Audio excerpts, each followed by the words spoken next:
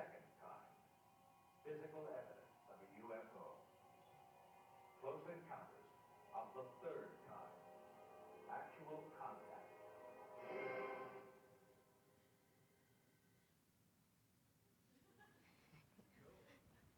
I love that video.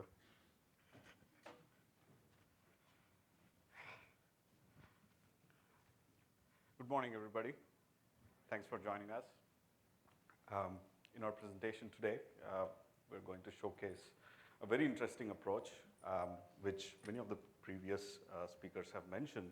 It is not about whether or not we do mobile research. It is about how we do it, right? So we are probably addressing one piece in that how question. So today we are going to showcase a very interesting approach of combining quantitative and qualitative research using certain digital channels or mobile digital channels that consumers use day in, day out. Although quant-qual hybrid existed for a long time now, it has been more of a sequential hybrid, right? Where we do the quant study and then do the qual study as a follow-up to set more context, to bring in more depth of info, or vice versa. So what's the problem with this approach? It is time-taking and it is expensive because you're doing the same thing twice, in a sequence. So what we're going to showcase today tries to make this process more agile and use those digital channels which are already popular with the consumers world over, right? So we call it the third kind. The first kind, we all know, it all started with predicting polls. Back in 1936, we know this example, how majority of the sources predicted it wrong, but Gallup did it right. Even today, we have problems predicting poll results. Yeah, I'm talking about Brexit. So, yeah. So the first kind was born, more from the polls. And then the second kind, which is qual, was established as a driver of our context, creating more depth of info. And both these methodologies coexist today, more complementing each other or sometimes supplementing each other, right? But the origins are kind of common, where polling started it, and then they kind of bifurcated into these two methodologies. And the question we are trying to explore today is, are they changing, right? So to look at the spends, the recent data on the spends on quant and qual, qual is almost at 16%, with quant having the lion's share of 70%. But there is, again, a third kind, or the others, which are not categorized, which is pretty close to qual, if you can see. This, while it is exciting, it's also troubling to know that what is this new thing? Do we know about it? Can we do something about it, right? So predominantly, this other category consists of data types which cannot be classified into clearly into quant or qual. Let's look at some of these examples and see how the digital touch points have changed over the years in terms of how we are connecting with consumers, how the consumers are connecting among themselves, and starting from radio, TV measurements back in the 50s, all the way till where you have these drones, your smart speakers, a lot of these touch points that you can use to reach your consumer, right? So as the technology grew, you can see the consumer reach exponentially and went up, and today in the top 10 economies, the highest internet penetration markets, we're looking at 92% of consumer reach. Who are these 8% people? Maybe they are not from this planet, yeah? This consumer reach also give rise to several different data types that cannot be fit into the template of quant and qual. So we have a lot of passive telemetry data, we have geolocation data, and the standard question and answer text, a lot of different data types. So, and we have image and video on the top there, which is, again, data to us, right? So all these data types the newer ones, they don't fit into a template as far as we know. Let's look at a couple of examples. These are just a bunch of images. Say, let's assume the consumers shared in your research, right? You can collect thousands of images and try to codify it and extract insights from it. So the question is it qual or quant? It sure has the numbers, thousands of images that you can collect, and it also has the depth where you can extract up to 12 different attributes or contextual data points about the images. So it's, again, on the border, right? So you can extract the emotions, location, whom they're with, and activity, what time, what device, a lot of things. And the other example is customer support data. Now, although we don't use this data much, a lot of corporations are sitting on a gold mine of consumer attitudes, consumer feedback, which has been already shared and it is out there, right? Again, it has the numbers, it can give you a depth, so it doesn't, again, fit the standard template of quant and qual. So it's very clear that we are dealing with certain data types that we're not used to in the past. So the question of the third kind kind of raises three very crucial questions at this juncture that we need to answer in order to stay relevant, in order to compete with all the new ways of researching, like, say, social media research. So the first is the divide between quant and qual blurring because of all this digital evolution. To ask it in a more straightforward way, is the spend that we have seen a few slides earlier going to change, right? If that changes, all our lives are affected, right? And that brings us to the second question: what is the future of our industry in the light of hybrid consumer response? So people are sharing images, people are sharing their chat threads, they are posting a lot of different things that are happening in the research cycle. So how do we deal with it? The third question: do we have the right tools to process this data, to reach these consumers, collect, and make sense out of this whole thing, right? So to answer these questions, we kind of started on a interesting project, interesting study, along with J&J. When we started designing the whole study methodology, the biggest question we had was, how do we do the qual? Quant, straightforward, you send a browser link, people will click and take it. The qual, on the other way, there are a lot of means. Do we do webcam interviews? Do we buy a custom app that allows you to conduct the qual research? Or do we go all the way and use something unusual, right? So that's when we started exploring the mobile channels, right? What's in an app? People use apps, even in this room. I see a lot of you using right away, right? So this comes from our behavioral intelligence that we have behind our panels. So you can clearly see the top 4 instant messaging or social apps that people use, right? So day in, day out, people are already using these apps. They're very familiar with these interfaces. Why reinvent the wheel? So that's when we started thinking about using one of these apps to do our research. Then not only that, choosing the channel is one thing, but then the key ingredients to reach the right consumer is the right time. When can we reach them? And what is the right channel? And what is the right location, right? So we had to combine all these behavioral learnings when we started out with the case study. And then we finally narrowed upon WhatsApp, and we did a research on the path to purchase journey of facial care in 2 markets, US and India.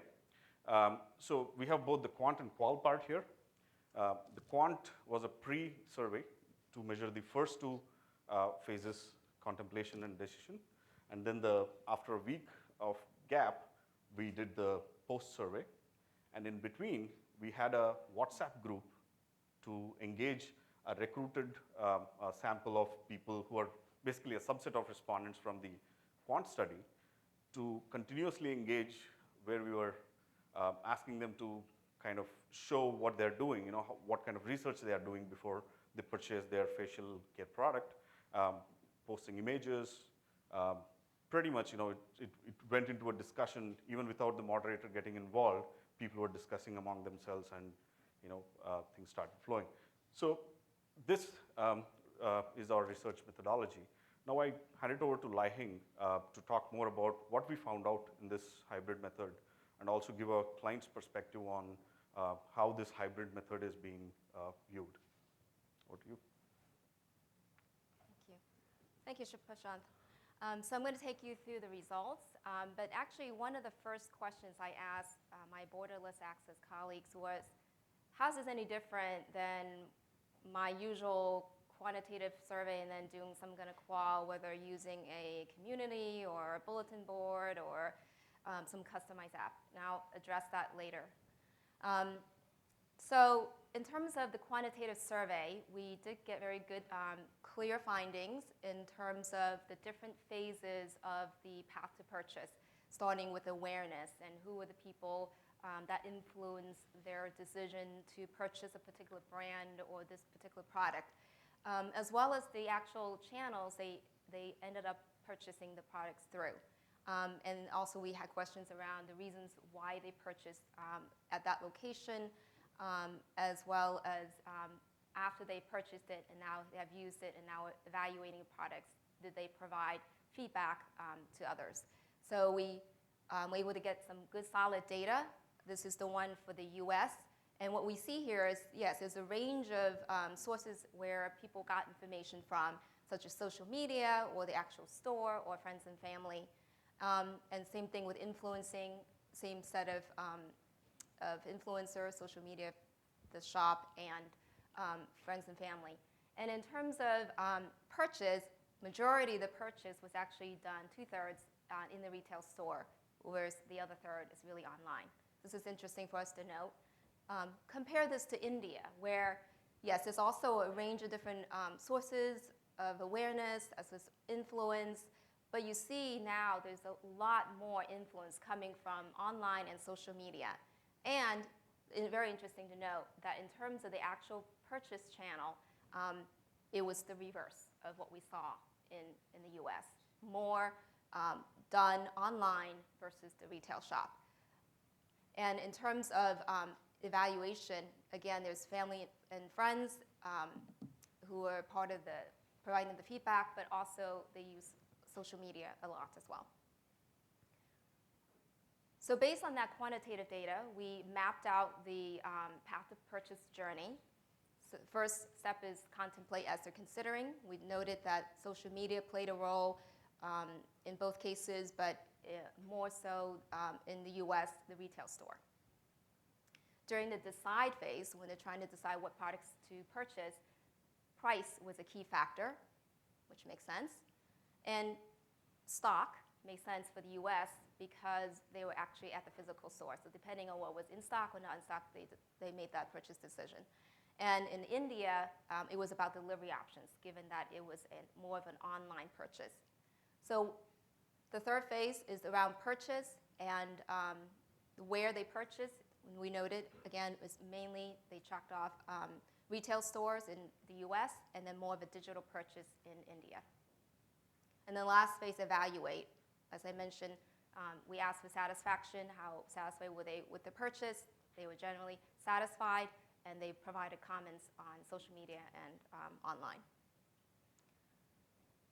Where the qual came in through the WhatsApp was to provide a much richer contextual piece of information that the quant did not.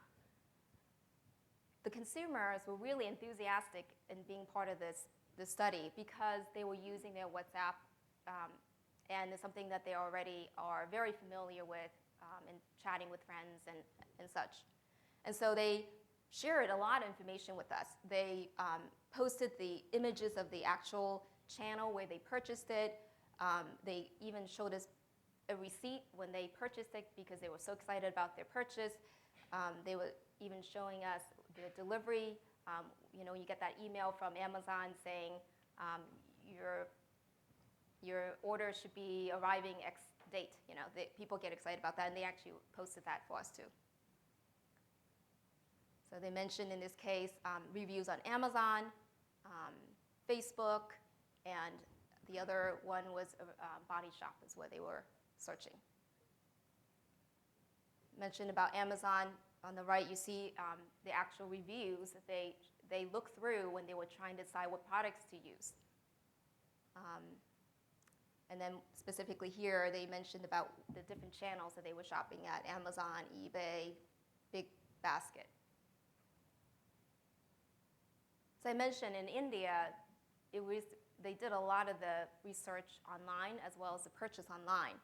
And so they really showed us a lot of wealth of information, to the point of showing us the actual online receipt, the delivery information. I mean, we had to actually block out some information because they probably would have showed us their credit card information if we didn't block it out. But that's how comfortable people were with sharing that experience of the journey. And in the US, as I mentioned, it was more, the purchase was done at the physical retail store, so they showed us a lot of images of the retail shelves, as well as the products, obviously, that they purchased.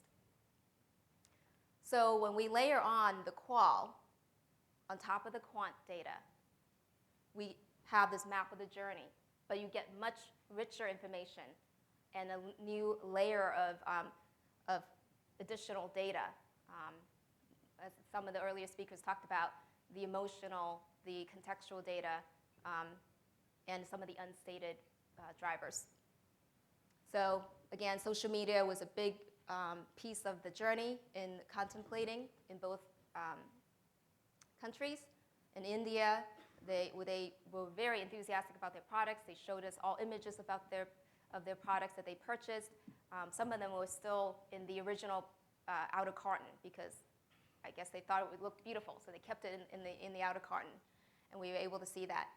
And in the U.S., we saw lots and lots of images of the retail shelves where they went to purchase the product. And again, in India, they showed us the actual receipts and the online purchase that they made. So to bring up the three questions that Prashant brought up earlier, is the divide between quant and qual blurring? And we believe the answer is yes, absolutely. And the future of market research in light of this hybrid consumer response, we believe that it's very important to adopt this hybrid approach because it's giving us this new additional wealth of information that the consumer is already providing passively. And do we have the right tools to reach and understand the consumer in a complex digital world? Yes.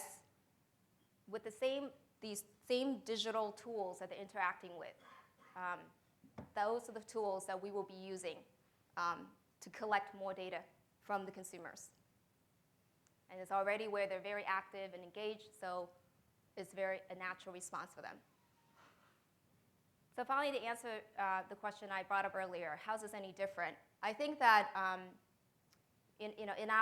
when we do research, our goal is always to get closer and closer to the consumer. And we are looking for always new ways to do that. So while still using the same traditional approaches, but by adding on these new approaches, we're getting extra depth of information. And in this case, the WhatsApp provided that information for us because it was able to give us the in-the-moment data and really rich data that we wouldn't have with just the quantitative data. So where's the future of market research? And is hybrid the only kind?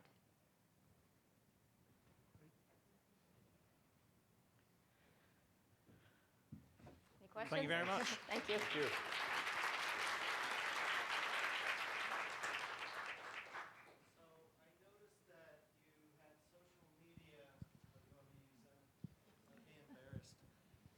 And forgive me if I just didn't see it. I noticed that you had social media in the decision-making factor.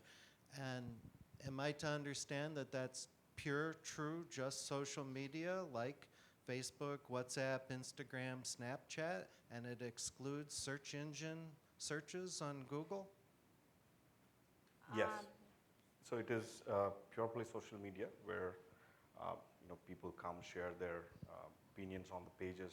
It can be a Facebook page, it can be the Twitter handles of these brands. So that it was purely that, not Okay, Google is exclusive. thank you. Yeah.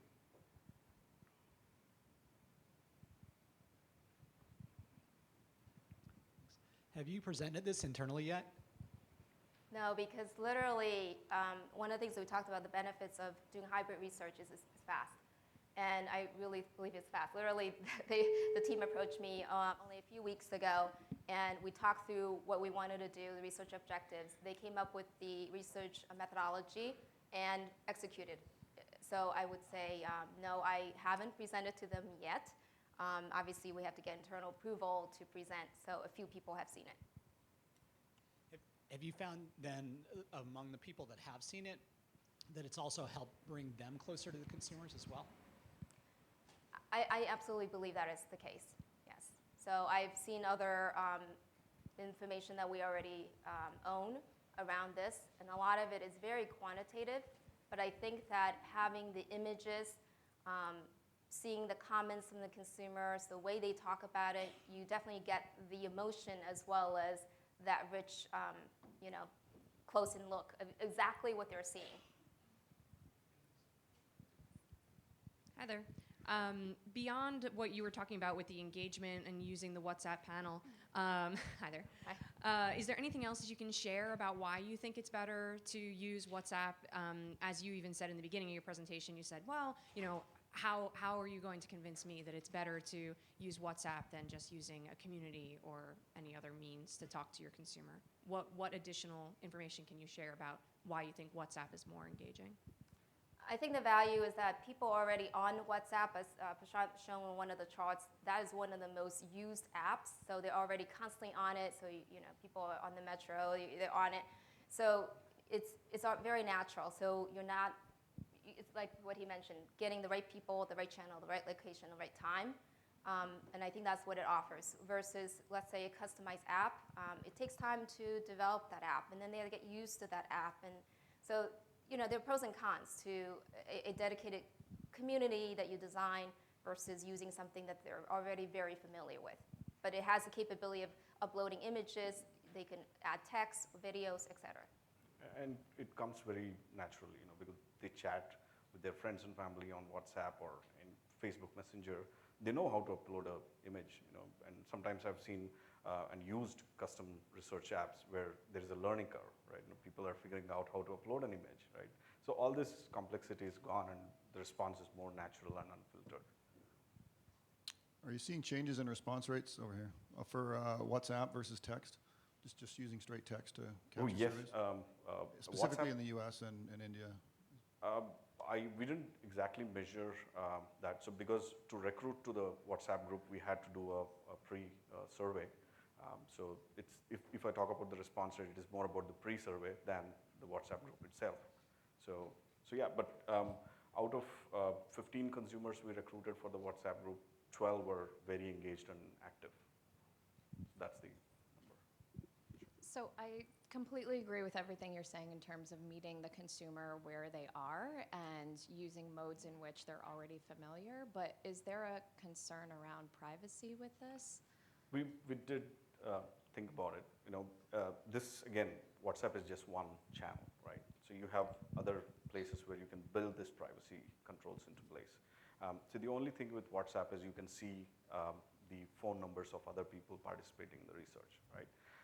But we feel as the platform evolves, even in Facebook, you must remember in its early days, it has a lot of these privacy loopholes. Like people could see a lot of information. There were no